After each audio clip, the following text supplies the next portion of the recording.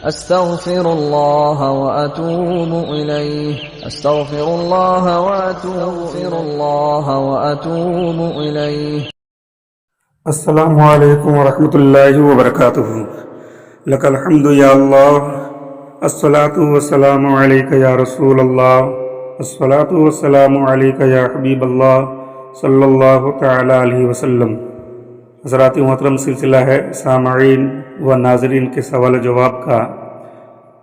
دوستو، آج ربیع الاول کی جو ہے پہلی تاریخ ہے، اس لیے سب سے پہلے میں تمام لوگوں کو مبارکباد دے رہا ہوں.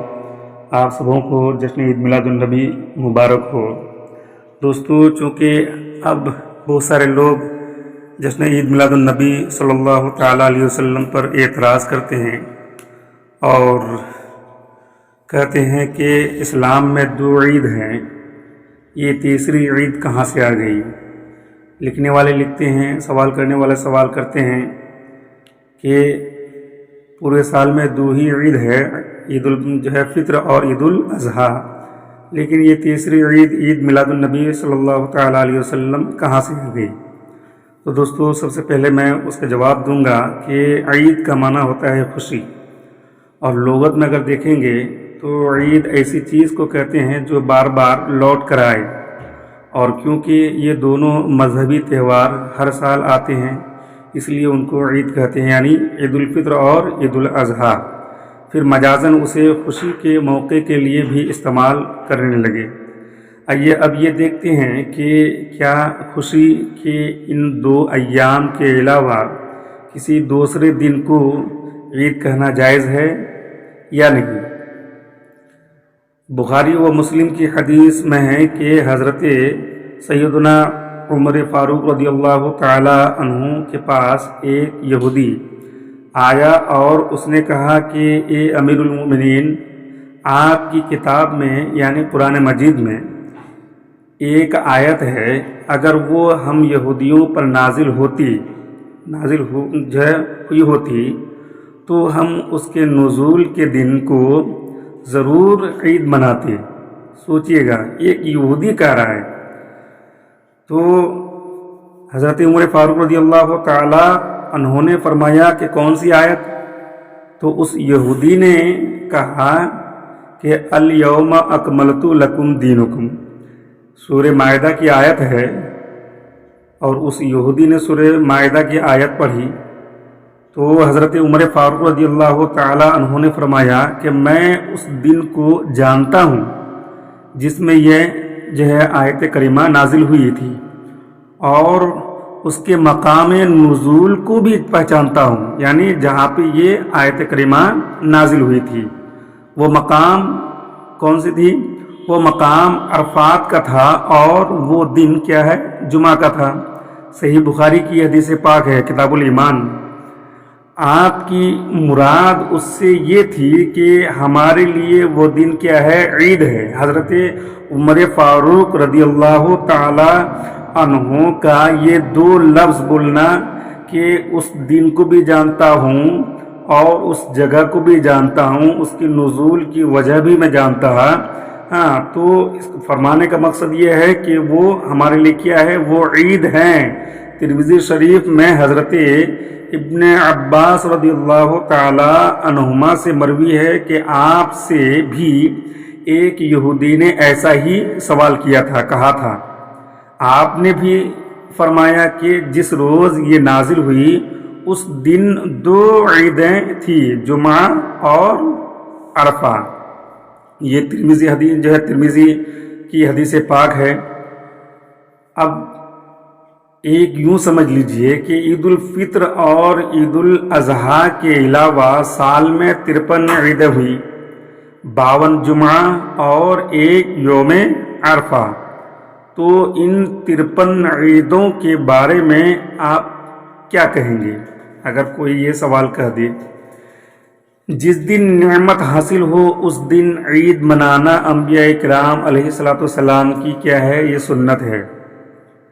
قرآن حکیم میں ہے کہ حضرت عیسیٰ علیہ السلام نے عرض کی اللہم ربنا انزل علینا مائدۃ من السماء تکون لنا عیدا لاولنا وآخرنا، اے ہمارے رب ہم پر آسمان سے کھانوں کا ایک دسترخوان نازل کر۔ حضرت عیسیٰ علیہ السلام نے یہ دعا کی اور یہ قرآن کی آیت ہے۔ حضرت عیسیٰ نے عرض کیا کہ اے ہمارے رب ہم پر آسمان سے کھانوں کا ایک دسترخوان نازل کر جو ہمارے پہلے اور پچھلے سب کے لیے کیا ہے، کیا وہ عید بن جائے۔ دیکھیے یہاں جس دن کھانے نازل ہو اس دین کو حضرت عیسیٰ علیہ السلام کیا کہتے ہیں، عید کہتے ہیں، عید۔ اور قرآن نے بھی اس لفظ کو بیان کیا ہے، سورہ بقرہ کی آیت ہے۔ تو معلوم ہوا کہ نزول نعمت کے دن عید اور جشن منانے کی اصل قرآن مجید میں موجود ہے۔ اسی قرآنی اصول کے تحت اللہ کریم کی سب سے بڑی نعمت اور رحمت حضور سید عالم صلی اللہ تعالیٰ علیہ وسلم کی دنیا میں تشریف آوری کے دن عید منانا شرعاً جائز و مستحسن ہے۔ اب اگر کوئی یہ اعتراض کر دے کہ بھائی جب آپ لوگ جو ہے آمد رسول کے دن کو عید کہتے ہیں تو عید الفطر اور عید الاضحیٰ میں جو ہے نماز ہوتی ہے، عید الفطر کی نماز ہے، عید الاضحیٰ کی نماز ہے، تو عید میلاد النبی کی کون سی نماز ہے؟ تو اگر کوئی کہہ دے کہ عید الفطر اور عید الاضحیٰ کی طرح نماز کیوں نہیں پڑھتے، تو ہم اس کا جواب یوں دیں گے کہ ہم اسے شرعی عید نہیں سمجھتے بلکہ عرفی عید کے طور پر مناتے ہیں، کیونکہ خوشی کے موقع کو عرف عام میں عید سے تعبیر کرتے ہیں۔ جیسے آپ نے ابھی سنا کہ دین کی تکمیل کے دن کو حضرت سیدنا عمر فاروق رضی اللہ تعالیٰ عنہ اور حضرت سیدنا ابن عباس رضی اللہ تعالیٰ عنہ نے عید کہا، یوں ہی حضرت عیسیٰ روح اللہ علیہ السلام نے نزول نعمت کے دن کو عید فرمایا۔ قرآن اس کا شاہد ہے۔ مزید یہ کہ جب اللہ تبارک و تعالیٰ کا فضل و رحمت حاصل ہو اس دن خوشی منانے کا حکم خود اللہ سبحانہ تعالیٰ نے قرآن عظیم میں دیا ہے۔ اللہ تبارک و تعالیٰ خود جو ہے قرآن میں ارشاد فرماتا ہے، قُلْ بِفَضْلِ اللَّهِ وَبِرَحْمَتِهِ فَبِذَلِكَ فَلْيَفْرَحُوا، تم فرماؤ اللہ ہی کے فضل اور اس کی رحمت اور اسی پہ چاہیے کہ خوشی کرے۔ اللہ تبارک و تعالیٰ خود فرماتا ہے کہ رحمت اور نعمت ملنے پر جو ہے تم کیا کرو، خوشی مناؤ، کہ وہ ان کے سب سے دھن دولت سے بہتر ہے۔ یعنی نبی پاک صلی اللہ تعالیٰ علیہ وسلم کی آمد ہمارے لیے سب سے بڑی رحمت ہے اور سب سے بڑی جو ہے نعمت ہے، سب سے بڑی جو ہے دولت ہے، دھن دولت ہے۔ نبی پاک صلی اللہ تعالیٰ علیہ وسلم کی ذات گرامی ہمارے لیے سب سے بڑی دولت ہے، دھن دولت ہے۔ اور اللہ خود فرماتا ہے کہ رحمت اور نعمت ملنے پر تم خوشی مناؤ، تو ہم کیوں نہ خوشی منائیں؟ رحمت خداوندی پر خوشی منانے کا حکم خود قرآن حکیم دے رہا ہے۔ اور کیا کوئی ہمارے پیارے آقا صلی اللہ تعالیٰ علیہ وسلم سے بڑھ کر بھی کوئی اللہ تعالیٰ کی رحمت ہے؟ بالکل نہیں۔ حضور نبی پاک صلی اللہ تعالیٰ علیہ وسلم سے بڑھ کر ہمارے لیے کوئی رحمت نہیں ہے، کوئی بڑھ کر جو ہے نعمت نہیں ہے، کوئی دولت نہیں ہے۔ کیوں؟ اس لیے دیکھیے آپ خود قرآن فرماتا ہے، قرآن مقدس صاف صاف لفظوں میں اعلان کر رہا ہے کہ وما ارسلناک الا رحمت للعالمین، یعنی ہم نے آپ کو سارے جہان کے لیے رحمت بنا کر بھیجا۔ اب اللہ خود کہتا ہے کہ ہم نے اپنے محبوب کو جو ہے سارے جہان کے لیے رحمت بنا کر بھیجا، اور پہلی آیت میں اللہ خود فرماتا ہے کہ رحمت کے ملنے پر تم خوشی مناؤ، اور دوسری اس جو ہے سورہ انبیاء کی یہ آیت ہے وما ارسلناک الا رحمت للعالمین، کہ ہم نے سارے جہان کے لیے آپ کو رحمت بنا کر بھیجا۔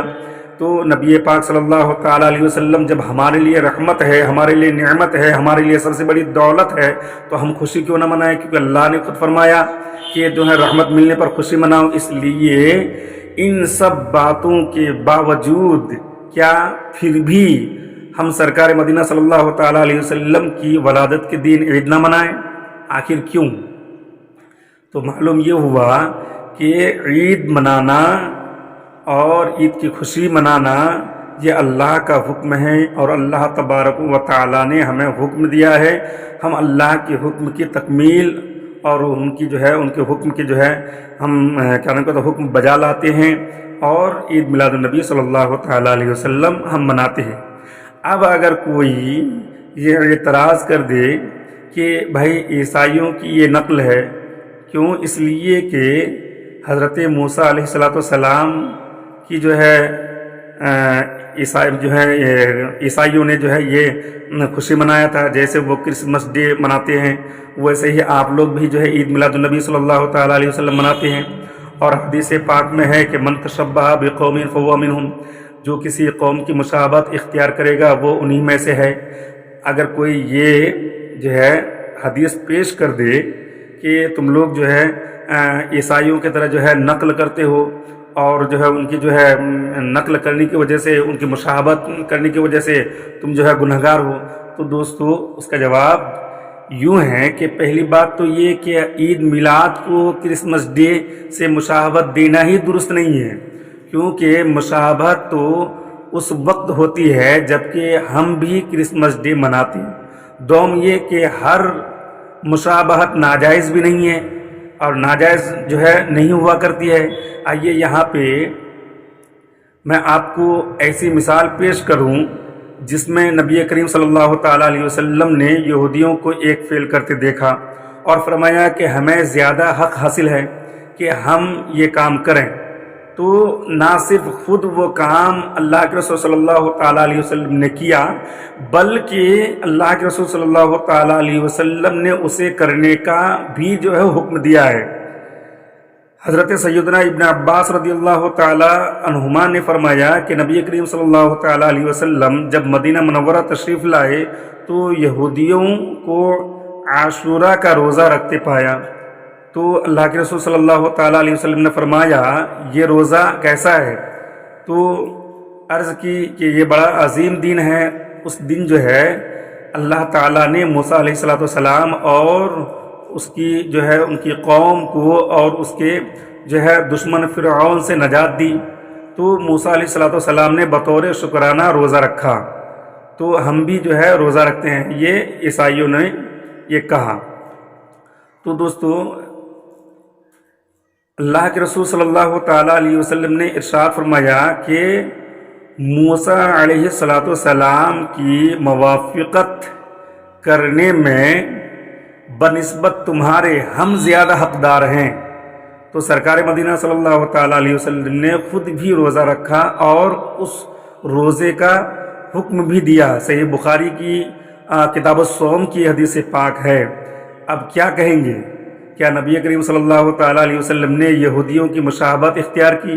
معاذ اللہ، من تشبہ بقوم فہو منہم کی اگر جو ہے مشابہت کی وجہ سے اگر الزام لگایا جائے تو نبی کریم صلی اللہ تعالیٰ علیہ وسلم نے بھی جو ہے روزہ رکھا، تو اس میں جو ہے اللہ کے رسول صلی اللہ تعالیٰ علیہ وسلم بھی داخل ہو رہے ہیں، معاذ اللہ، تو گناہ گار۔ تو معلوم یہ ہوا کہ ہر مشابہت چیز جو ہے ناجائز نہیں ہے۔ اس سے معلوم ہوا کہ ایسا کام کرنے میں کوئی حرج نہیں ہے جس سے قرآن و حدیث میں منع نہ کیا گیا ہو۔ اب قرآن و حدیث میں کہیں بھی کوئی بھی یہ دکھا دے کہ عید میلاد النبی صلی اللہ تعالیٰ علیہ وسلم کی ممانعت جو ہے آئی ہو، کوئی دکھا دیں تو ہم اسے فوراً ترک کر دیں گے، چھوڑ دیں گے، اور یہ بیان کریں گے اور منع کریں گے، تقریر میں لوگوں کو جو ہے بتائیں گے کہ عید میلاد النبی صلی اللہ تعالیٰ علیہ وسلم جو ہے یہ ناجائز ہے۔ کوئی یہ دکھا سکتا ہے قرآن حدیث میں؟ بالکل نہیں دکھا سکتے۔